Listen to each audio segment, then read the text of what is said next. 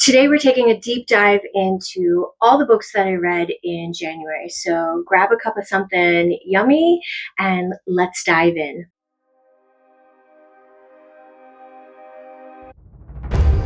The first novel I'm talking about today is The Ministry of Time by Kalani Bradley. This was named as the Goodreads Reader's Choice Award winner for the category of science fiction in 2024.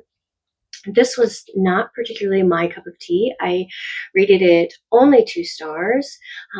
It's set in the near future, and we have this unnamed protagonist that we're following as sort of like this glorified babysitter for expats. Essentially, they're pulling figures from history and trying to see how they adjust in our modern day timeline. So think of people being extricated from like Arctic explorations in the 1800s. I wanted to like this. I liked the idea of time travel. I'm usually a time travel fan, but this one just didn't do it for me. The next book I read was Margot's Got Money Troubles by Ruthie Thorpe. I absolutely loved this. I actually did a combined read. So I read this hard copy, but I also had the audio version so that I could bounce back and forth between the book and the audio. For this one, we're following Margot. She's 20 years old. She's kind of lost in life. She's unemployed. She's on the verge of eviction. She is the daughter of, I think her mom was like a Hooters waitress. Her dad is an ex-pro wrestler. He shows up on her doorstep shortly after she discovers she's pregnant. And so she's really looking for a quick get-rich-quick scheme in order to pay her bills, support a baby. We follow her trials and tribulations as her dad helps her raise this child as she goes to the father of the baby, who happens to have been her professor in college. And she's desperate. She decides to experiment. She creates an OnlyFans account, and she kind of takes what she learned growing up as the child of a pro wrestler on how to create a character, and it actually takes off. So this was a really compelling read for me. It was fun. It was laugh out loud, funny, but it does kind of have some heavier topics. You know, her dad had addiction problems, and clearly she's got money problems. So it's a great read. I'd recommend it to anyone who's looking for a lighter contemporary fiction without being too fluffy. The next book I read was Eleanor in Park by Rainbow Rowell. It's a young adult novel that was published in 2012. It's set in the year 1986. I gave this was another 5-star read for me. Because we're following 2 high school students, Eleanor and Park, and they're smart enough to realize that love doesn't always last, particularly at their age, but they're brave enough to kind of give it a try. They are 2 very much misfits in their high school. They're an unlikely pairing for each other, and it's really quite a lovely story of finding love and discovering if that love can last. The next book I read was Maid. This is Stephanie Land's memoir about her time working as a maid here in the United States in the Pacific Northwest. She finds herself unexpectedly pregnant, and it really takes a look at what it's like to claw your way out of poverty. It examines class, social welfare, and just a really brutal look at what life can be like for someone who's very determined to make something of themselves and not live paycheck to paycheck and wonder how they're going to feed themselves or their child. You may have seen this one turned into a Netflix series or movie a few years ago. Definitely a great read. I would recommend it to anyone who's interested in kind of having a closer lens on our social structure and class society. The next book I read was The Vanishing of Josephine Reynolds by Jennifer Mormon. This was an advanced reader's copy that I received from the publisher. And for me, this was another 4-star read. We're following the story of Josephine. She's recently lost her spouse, and she's had the opportunity to buy her grandmother's old home from her uncle. And for this novel, we're looking at aspects of historical fiction and a little bit of magical realism. It is another time travel novel. This one I actually quite enjoyed. She discovers after moving into her grandmother's home that she is able to time travel to the same home, but during Prohibition, and her grandmother had a speakeasy downstairs in the home. And so she is time traveling back. She is meeting her grandmother. She's really learning more about her grandmother's story that she didn't know previously, and how that plays into her future. I thought this was an excellent read. I could see where the loss of a spouse and reading a character who's having to navigate that could be challenging for some readers, but definitely a great time travel novel that kind of looks back at that era of Prohibition here in the United States. The next book I read was The Berry Pickers by Amanda Peters. This was another 4-star read for me. I really enjoyed it. This one has a dueling timeline. You're following a couple different characters. In one timeline, you're following the family from Nova Scotia, and they've come to Maine for the summer to pick berries. And why they're here, their youngest daughter, who is 4, suddenly vanishes. She just disappears, and they never find her. And then in the other timeline, we're following the story of Norma, and she grows up as an only child of an affluent family, but she just never really kind of finds her place. And so she's troubled by these recurring dreams that she's having, and she just, her gut really tells her there's something else going on. And so we flip flop between her story and then the story of her family, mainly her older brother, who can just not escape this idea that somebody took his younger sister. This was a great read, but again, trigger warnings, because we are dealing with the loss of a child. So I would definitely look up any kind of trigger warnings if the loss of a child might be upsetting for you as a reader. The next book I read was A Talent for Murder by Peter Swanson.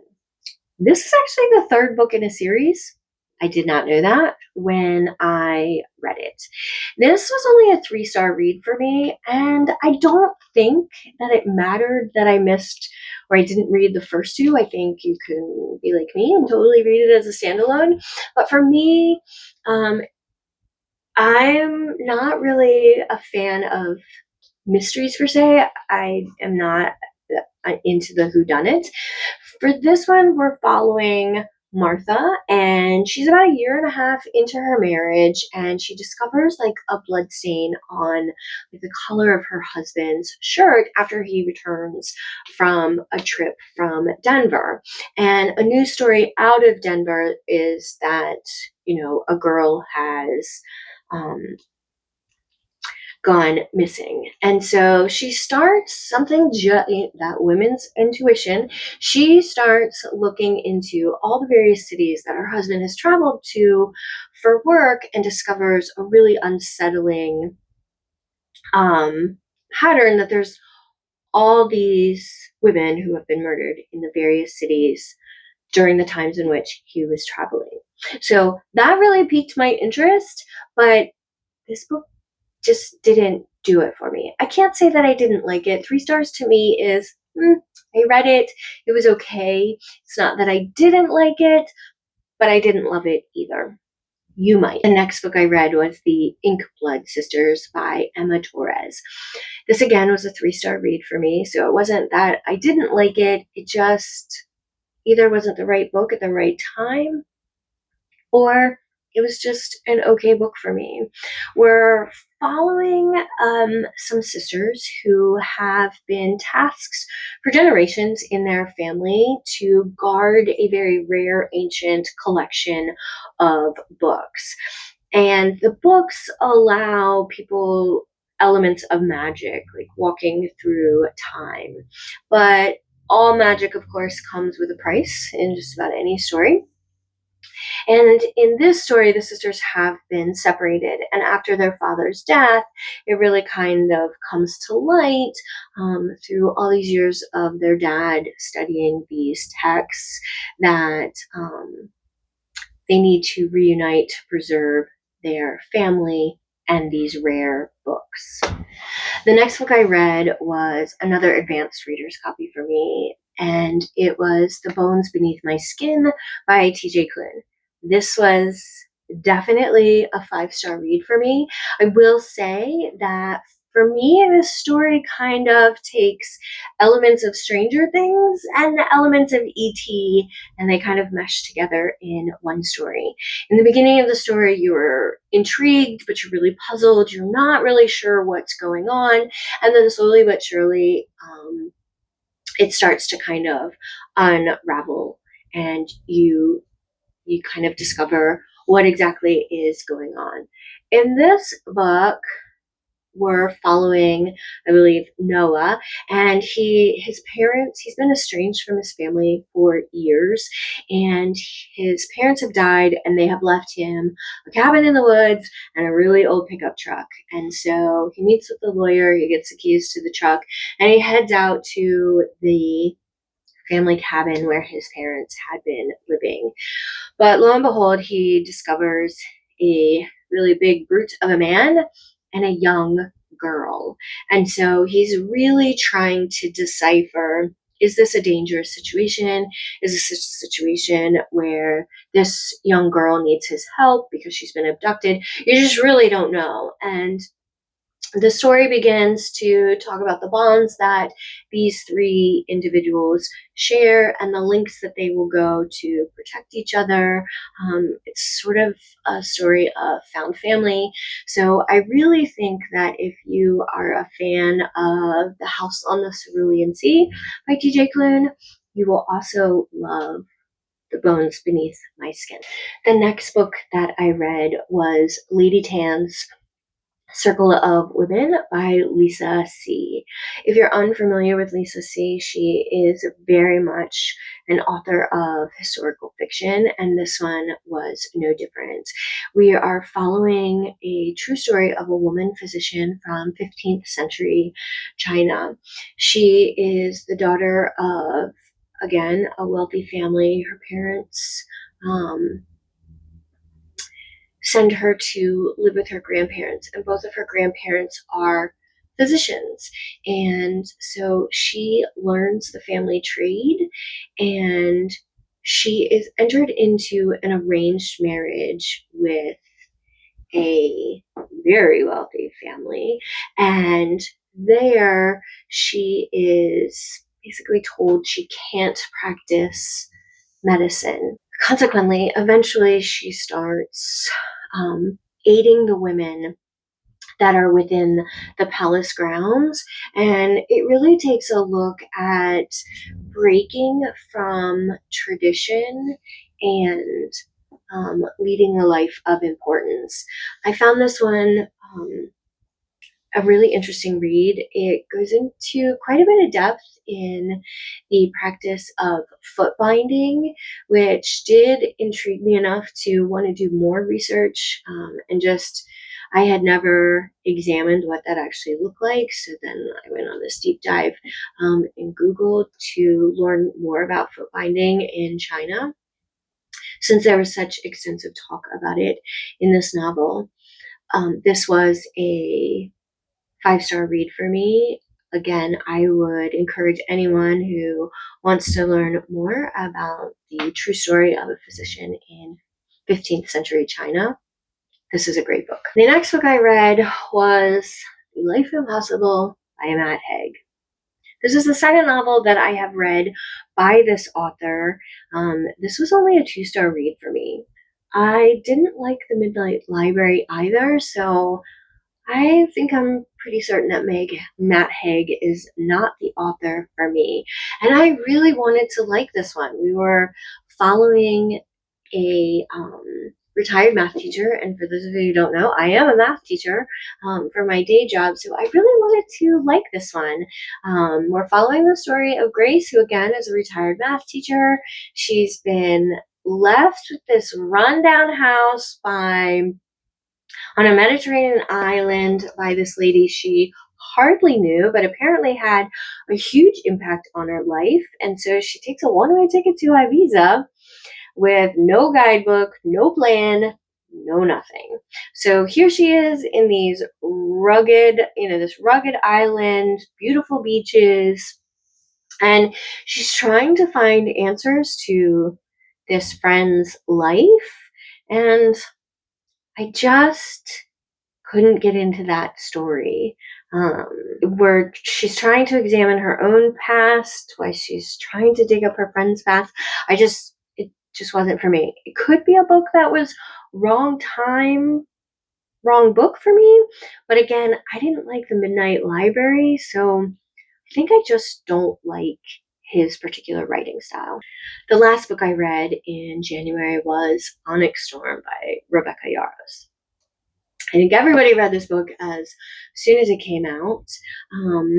This was a 4-star read for me, and I think it's because I'm not really into all the action in these stories. I really am invested for the dragons. I think the dragons are what make this book series. If you're unfamiliar, this is the 3rd book in a 5-part series. We started with Fourth Wing, which was, to me, and great, amazing. I loved it. We moved on to the 2nd book, Iron Flame. I liked it, but I could have done without all the action sequences. Onyx Storm, I was disappointed because we had quite a bit of time between the 2nd book and this one, and she did a really poor job, in my opinion, of kind of refreshing our memory of what the heck happened at the end of the very last one. And so, again, this felt like Iron Flame all over again. It felt like the same action sequences, which that's not the part of the story that I'm invested in. I don't even really care about the love story that per se in this one. I really am in it for the interrelationships between the people and their dragons and the dragons themselves. The dragons are sarcastic, they're funny. I'm in it for the dragons. All right, so that is all I have for you today. I hope maybe you found a book that you want to read. I'd love to hear what you thought about any of the books, if you've read any of them. Or if you're reading a really great read and you think I'd love it, share it below. We could all use the inspiration. Until next time, happy knitting, happy reading, and I'll see you next week.